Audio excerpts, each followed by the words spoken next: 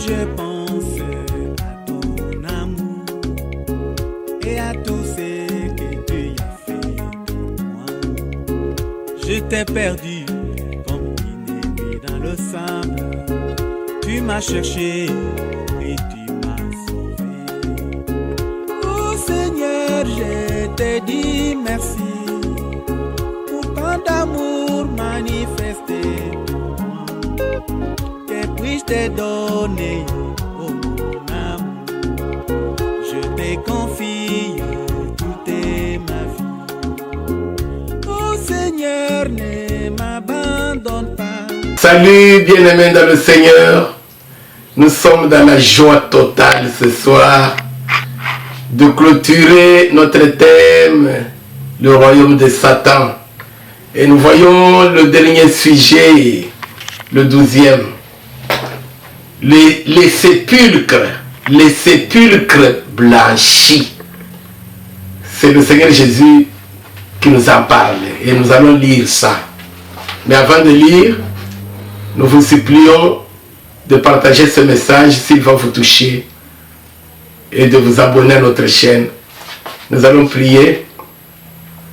Éternel des armées, nous te disons sincèrement merci pour cette parole que nous allons écouter ce soir. Que tu sois pour nous le premier, le dernier, l'alpha et l'oméga, le commencement et la fin de cette prédication. Ceci pour notre édification par le Saint-Esprit.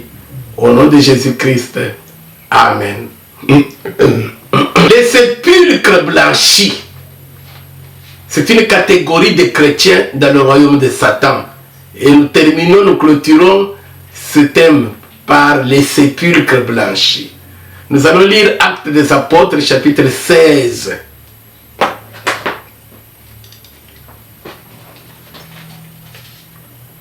Versets 16 à 23.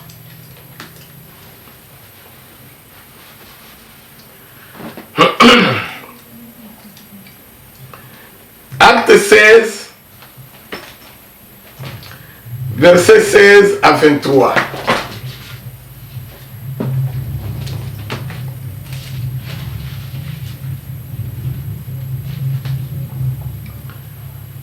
Comme nous allions au lieu de prière, une servante qui avait un esprit de python et qui, en devinant, procurait un grand profit à ses maîtres, vint au-devant de nous et se mit à nous suivre, Paul et nous. Elle criait: ces hommes sont les serviteurs du Dieu très haut, et ils vous annoncent la voie du salut. Elle fit cela pendant plusieurs jours. Paul, fatigué, se retourna et dit à l'esprit: je t'ordonne au nom de Jésus-Christ de sortir d'elle. Et il sortit à l'heure même. Les maîtres de la servante, voyant disparaître l'espoir de leur gain, se saisirent de Paul et de Silas et les traînèrent sur la place publique devant les magistrats. Ils les présentèrent au prêteur en disant: ces hommes troublent notre ville. Ce sont des Juifs qui annoncent des coutumes qu'il ne nous est permis ni de recevoir ni de suivre à nous qui sommes Romains. La foule se souleva aussi contre eux, et les prêteurs, ayant fait arracher leurs vêtements, ordonnèrent qu'on les bâtît de verges. Amen. Nous allons lire sépulcre blanchi, là où le Seigneur en parle, dans Matthieu 23, versets 27 à 28. Malheur à vous, scribes et pharisiens hypocrites, parce que vous ressemblez à des sépulcres blanchis qui paraissent beaux au dehors et qui au dedans sont pleins d'ossements de mort et de toute espèce d'impureté. Vous de même, au dehors, vous paraissez juste aux hommes, mais au-dedans, vous êtes plein d'hypocrisie et d'iniquité. Le scandale et l'iniquité. Le royaume de Satan. Nous avons ensemble lu Actes des Apôtres, chapitre 16, à partir du verset 16 jusqu'à 23. Arrivé dans une ville appelée Lyde, Paul, avec son compagnon Barnabas, je crois, Silas, avec Silas, ils étaient en train de prêcher l'évangile. Il y a eu des personnes qui avaient cru, et sur le chemin, chaque jour quand ils allaient à l'église, à l'assemblée, maintenant il y avait aussi une femme magicienne, une femme qui avait l'esprit de divination, féticheuse, qui était en train de deviner, de prophétiser. Ce sont aujourd'hui les défunts qui sont devenus des prophètes entre guillemets dans des églises ou assemblées entre guillemets. Et on va aujourd'hui les découvrir. Cette femme a vu que beaucoup de personnes maintenant, Satan, au travers de cette femme, a compris que beaucoup de personnes maintenant croyaient en Jésus-Christ, à l'évangile que prêchaient Paul et Silas. Écoutez la stratégie. Maintenant, cette femme a commencé, chaque fois que Paul et Silas passaient, elle commence à prophétiser. Ces hommes, ce sont les serviteurs du Dieu très haut. Ils vous annoncent la voie du salut. Ça, c'est ça. C'est la femme là-bas qui devinait. Maintenant, elle est en train de prophétiser. Et elle dit exactement la vérité. Ces hommes, ce sont les serviteurs du Dieu très haut. Ils vous annoncent la vérité, la voie du salut. Et les gens entendaient. Et il y en a qui suivaient l'épaule. Maintenant, les autres, ils ont dit non. La majorité, ils ont dit non. Comme maintenant, l'épaule annonce la voie de la vérité. Et notre prophétesse ici, elle aussi, qui a l'esprit de Python, elle confirme que ce sont les serviteurs du Dieu très haut. Donc, tous, ils ont le même Dieu très haut. Cette femme aussi annonce la vérité. Et elle dit la vérité. Parce qu'effectivement, les Paul et les Silas annonçaient la voie du salut. Et cette femme maintenant prophétise qu'elle ne connaissait pas les Paul, mais elle dit, ces hommes là-bas, ces hommes-là vous annoncent la vérité et la voie du salut. Écoutez la stratégie. Maintenant, les gens se sont dit, bon, à quoi ça sert aujourd'hui au lieu d'aller prier avec le Paul? D'ailleurs, c'est très loin. On va prier avec cette femme qui a l'esprit de Python parce que c'est le même Dieu. Parce qu'elle aussi dit la vérité. Et chaque jour, c'est pas comme ça. Mais elle annonce aux gens, mais elle ne suit pas. Elle reste. Et puis elle appelle les autres. Venez, continuons notre travail. Elle continue à deviner. Elle avait aussi ses patrons, ses boss, les serviteurs dynamiques, ils étaient là. Et on paye l'argent, ils faisaient beaucoup d'argent. Nous avons compris le gain. Beaucoup d'argent. Tu ne peux pas aller aujourd'hui chez les Sangoma, les féticheurs, les mandons au Congo, les Bamfoum au Congo, sans argent. Il faut amener une chèvre, il faut amener l'argent, il faut... La même chose. C'est pourquoi, vous voyez, c'est soi-disant assemblée, c'est toujours l'argent. Venez, je vais prier pour vous. Là-bas, tu as une tante là-bas qui s'appelle, je ne sais pas, Anne. Oui. Tu es né en 1980. Oui. L'argent. Maintenant, elle reste avec les autres, elle fait son travail, mais quand les Paul passent, il vous annonce la voie du salut. Même d'autres qui suivent Paul, ils disent, ah bon, comme ça nous restons aussi avec elle. c'est la même chose. Tout c'est l'église. Tout c'est le nom de Jésus. Alors un jour, Paul fatigué a dit, au nom de Jésus-Christ, sors, toi esprit de Python, sors de cette femme. Toujours, oh, nous annonçons la vérité, mais toi tu restes toujours avec tes fétiches. Et les gens veulent toujours te suivre. Sors de cette femme. L'esprit de Python est sorti. La femme ne pouvait plus deviner, ne pouvait plus prophétiser. Alors on a arrêté le Paul parce que ses patrons ont remarqué que le gain, le travail par terre. Qu'est-ce qui nous intéresse ici, bien-aimés dans le Seigneur? Vous voyez maintenant que tous les gens qui suivaient cette femme, la femme elle-même y comprise, ils citent, ils annoncent Jésus, ils annoncent la voie de la vérité, ils prophétisent, mais leur vie, la vie des païens, la vie de Satan, la vie des fétiches, la vie de la magie, les sépulcres blanchis. Sépulcres, ce sont des tombeaux. Tombeaux maintenant qu'on a bien blanchi, bien bâti, tu peux même manger là-bas, tu peux dormir là-bas, tu peux habiter là-bas. Mais quand tu découvres au-dedans, tu entres au-dedans, tu creuses, tu découvres ce qu'il y a au-dedans. La pourriture, les ossements pourris, c'est ce que Jésus a dit. Les sépulcres blanchis, c'est Satan qui se venge contre Dieu dans l'église sur la terre. Quand on l'a chassé du ciel, Apocalypse chapitre 12, la Bible dit, il était descendu avec une grande colère. Maintenant, cette grande colère, il la manifeste où? Contre l'homme, dans l'église.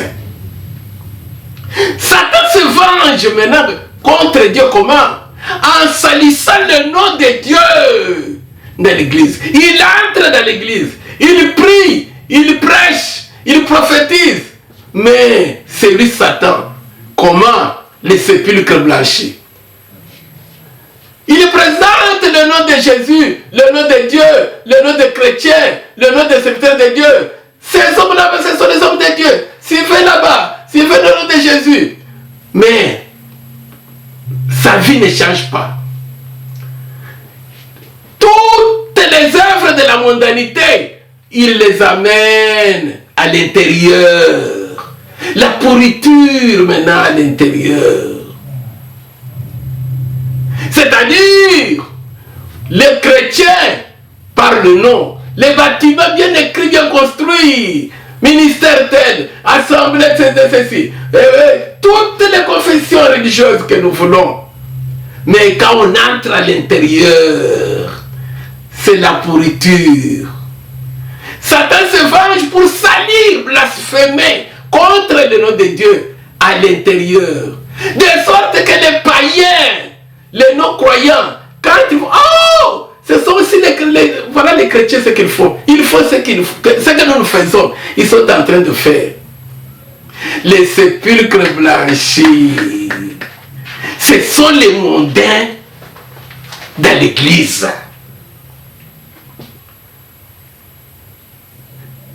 Les œuvres païennes parmi les chrétiens, parmi les serviteurs de Dieu, qui sont pires que même les païens, pour que les païens puissent injurier, blasphémer le nom de Dieu.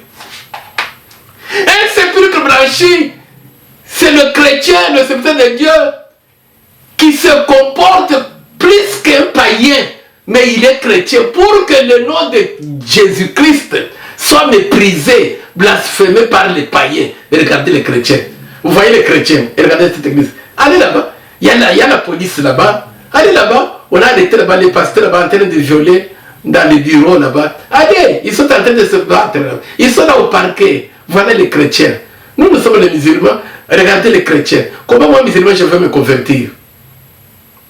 Les sépulcres branchis, l'extérieur, le nom de Jésus. Mais quand tu entres à l'intérieur dans leur assemblée, dans leur église, quand cette soeur là-bas, bien voilée, elle est bien, tu la vois dans l'assemblée, tu dis non, moi je vais l'épouser dans l'église. J'épouse quand même une soeur qui prie. Parce que les sœurs païennes, ça ne va pas. Prends-la, épouse-la. Quand tu vas la mettre dans ta maison, frère, prie avant de te marier. Voilà pourquoi nous entendons des scandales et des scandales. C'est dans l'église où il y a les sépulcres branchés sont les antennes du diable, les infiltrés. Écoutez dans cette parabole là-bas, le malin, Jésus dit que le malin est venu la nuit jeter la semence délivrée dans le champ. N'oubliez pas notre thème que nous concluons aujourd'hui. Le royaume de Satan. La parabole du blé délivré. Pendant la journée, le semeur, Jésus-Christ a semé le blé. Pendant la nuit, le malin est venu la jeter. Pourquoi? Pour que l'ivraie fasse blasphémer le nom de Dieu. Quand les gens passent, ils les regardent dans la moisson, avant la moisson, il n'y a pas que le blé. Il y a aussi l'ivraie. C'est ça. C'est ça le champ du blé. Et regardez, il y a l'ivraie là-bas. Et regardez aujourd'hui. Si toi, mon frère, toi, ma soeur, qui est chrétien, chrétienne, toi qui es pasteur, prophète, serviteur de Dieu, ta vie est comme la vie des païens. Tu es en train de faire blasphémer le nom de Dieu par les païens. Tu es un sépulcre blanchi. Donc le sépulcre blanchi, c'est le chrétien, c'est la servante de Dieu, c'est le serviteur de Dieu, dont la vie spirituelle est pire que les païens. Il n'y a pas de conversion, mais il est dans l'église. Ses œuvres ne sont pas vues par les païens comme la lumière parmi les ténèbres, comme le sel dans la terre, sur la terre. Non.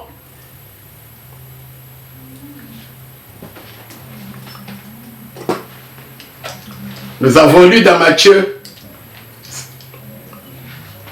on nous dit, c'est Jésus qui dit, malheur à vous, scribes et pharisiens hypocrites, parce que vous ressemblez à des sépulcres blanchis qui paraissent beaux au dehors et qui au dedans sont pleins d'ossements de morts et de toute espèce d'impureté.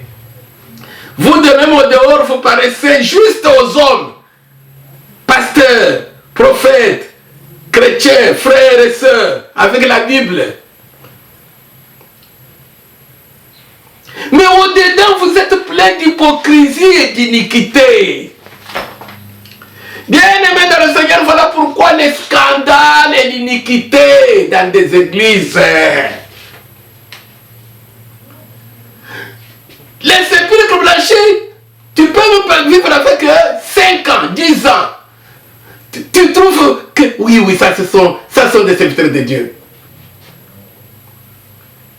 Je connais un cas que j'ai vécu parmi plusieurs. Un homme de Dieu dans ma vie spirituelle. Parfois même des nouveaux venus convertis, on les amène, on lui montre. Il peut jeûner 5 jours, une semaine. Il prie pour les enfants de Dieu partout au monde. Il prie pour l'église. Mais un sépulcre blanchi. Soudain, vous apprenez que non. Il a répudié sa femme pour rien, pour aller s'attacher à une autre femme de la foi musulmane. Et tous les nouveaux venus qu'il a encadrés là-bas, scandalisés. Inexplicable. Inexplicable. Oh, sépulcre blanchi. Et tous les gens disent, oh non, à quoi bon d'aller dans cette église? À quoi bon de prier devant Jésus? À quoi bon? Mais le blé n'est pas un sépulcre blanchi. Le blé, nous allons lire. Philippiens, chapitre 2, versets 15 à 16.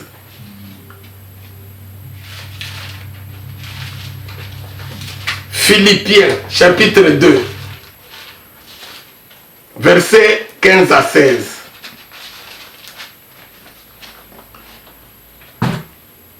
Afin que vous soyez irréprochables et purs, des enfants de Dieu, irrépréhensibles au milieu d'une génération perverse et corrompue, parmi laquelle vous brillez comme des flambeaux dans le monde. Alléluia. Ma sœur, mon frère, pour que toi et moi nous sachions que nous ne sommes pas des sépulcres blanchis, nous devons briller comme des flambeaux dans le monde. Est-ce que tu brilles comme un flambeau?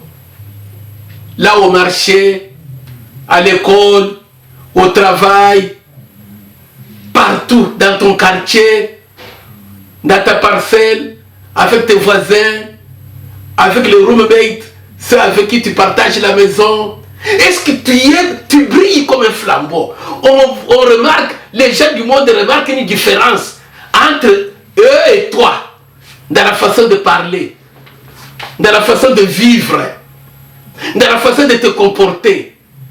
Ça ne sert à rien de dire que non, tu vas à l'église ou à l'assemblée, ou de dire que tu es chrétien ou quoi. Non, d'accord. Ça, c'est blanchir l'extérieur. Mais à l'intérieur, ta vie, est-ce que tu brilles comme un flambeau? Le blé, la semence qui vient du ciel, brille. À la moisson, on remarque, on dit, oh, ça c'est le blé. Oh, ça c'est le vrai. Qui avait planté ça ici? La semence du blé brille. Dans le royaume de Satan, il y a une catégorie appelée les sépulcres blanchis. Eux, leur travail, c'est de faire injurier, faire blasphémer le nom de Dieu par les païens.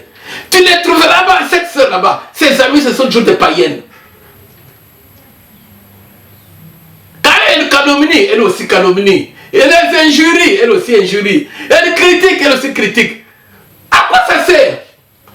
De seulement de dire que non, parce que je suis chrétienne, je suis pasteur, je suis prophète. Non, la vie, notre vie spirituelle. Est-ce que notre vie spirituelle brille comme un flambeau? Et regardez ce qui se passe dans les télévisions, dans les social médias, dans les informations, partout. Maintenant, dans les vidéos, partout. Les témoignages de nous, les chrétiens, nous les serviteurs de Dieu. Comment ça peut amener un musulman à se convertir à Jésus? Comment? Parce que nous ne brillons pas. Jésus-Christ a dit, le Seigneur lui-même, il a dit dans Matthieu chapitre 5, vous êtes le sel de la terre. Si le sel perd sa saveur, on apprend que non, le pasteur là-bas, il était en train de violer. Le pasteur là-bas, il était en train de voler. Et regardez ce qui se passe aujourd'hui dans nos assemblées scandales. Les gens vont pour prier. Non, non. Maintenant, vous êtes assis là-bas, c'est toujours, et je vais prier pour vous, pour votre bénédiction à la fin de l'année. Qui a $100? Levez les mains. Qui a $50? Qui a $20? Bien aimé. C'est que l'évangile, ça vient d'où? Et vous trouvez aussi, vous et moi, comme on avait vu dans ce thème, le royaume de Satan, ce sujet là-bas, les esclaves des hommes. Et tu prends ton argent là-bas pour me nourrir, payer ton loyer. Oh non, il va me bénir. Il va te bénir. Comment un homme va te bénir? Comment un homme va te bénir? Et regardez tous ces scandales. Tout ça pourquoi? Et maintenant les païens ils disent, voilà les soi-disant chrétiens. Voilà l'église. Comment moi je vais me convertir à Jésus? En voyant ce qui se passe. Nous ne brillons pas comme les flambeaux. Le Seigneur dit, vous êtes la lumière du monde. On n'allume pas une lampe pour la mettre en dessous de la table. On la met au-dessus pour éclairer quand les gens voient. Non, et regardez, il brille comme des flambeaux, le blé. Nous allons lire le dernier passage. Mais vous avez compris le sujet? La semence du blé brille comme des flambeaux dans le monde. La semence de l'ivraie, elle est la photocopie du monde, mais dans l'église, pour faire blasphémer le nom de Dieu. C'est pourquoi il est écrit dans 1 Pierre chapitre 2 verset 12. Ayez une bonne conduite parmi les païens, afin qu'ils remarquent vos bonnes œuvres et qu'ils se convertissent, qu'ils glorifient Dieu. Mais aujourd'hui, c'est l'inverse. Si Si toi tu es livré, tu fais blasphémer le nom de Dieu. Nous allons lire le dernier passage dans Romains chapitre 2, 17 à 24.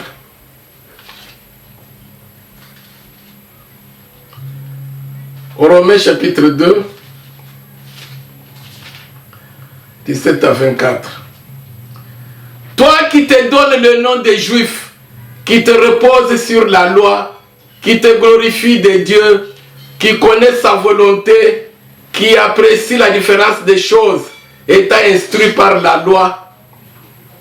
Toi qui te flattes d'être le conducteur des aveugles, la lumière de ceux qui sont dans les ténèbres, le docteur des insensés, le maître des ignorants, parce que tu as dans la loi la règle de la science de la vérité. Toi donc qui enseignes les autres, tu ne t'enseignes pas toi-même. Toi qui prêches de ne pas dérober, tu dérobes. Dérober, c'est voler. Toi qui prêches aux autres de ne pas voler, tu voles. Toi qui dis de ne pas commettre d'adultère, tu commets d'adultère. Toi qui as en abomination les idoles, tu commets des sacrilèges dans les églises. Toi qui te fais une gloire de la loi, tu déshonores Dieu par la transgression de la loi. Car le nom de Dieu est à cause de vous blasphémé parmi les païens, comme cela est écrit.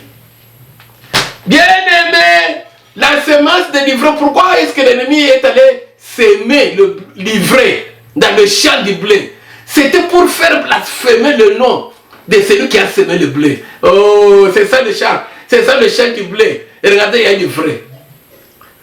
Si toi et moi, en tant que chrétiens, nous portons le nom glorieux de Jésus-Christ, chrétien, serviteur de Dieu, mais nous vivons comme les païens. Hey, bien-aimé, un jour, nous allons mourir, quitter ce corps, et nous verrons la colère de Dieu. Nous sommes en train de faire, nous avons lu, faire blasphémer le nom de Dieu. Ainsi donc, ne soyons pas des sépulcres blanchis. Soyons des flambeaux comme le blé qui brille, les flambeaux qui brillent parmi les païens. Bien-aimés, vous voyez aujourd'hui dans le monde, même dans les télévisions, dans les assemblées, il y a la musique dans le monde, les danses obscènes, les danses sexy dans le monde. Aujourd'hui, c'est dans les églises. Vous trouvez même des sœurs là-bas qui dirigent même des chorales, qui chantent là-bas. Vous trouvez, dernièrement, j'ai vu même dans une église. Oh bien-aimé, les couples, ils viennent là-bas au moment de l'adoration, l'homme et la femme. L'homme et la femme. Soyons des flambeaux qui brillent. Ne soyons pas des sépulcres blanchis. Que Dieu vous bénisse.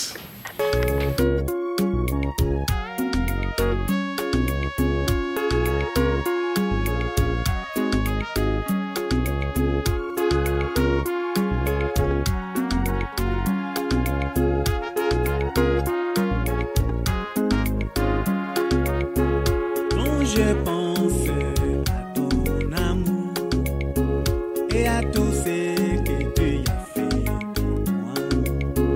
Je t'ai perdu comme une aimée dans le sable. Tu m'as cherché et tu m'as sauvé.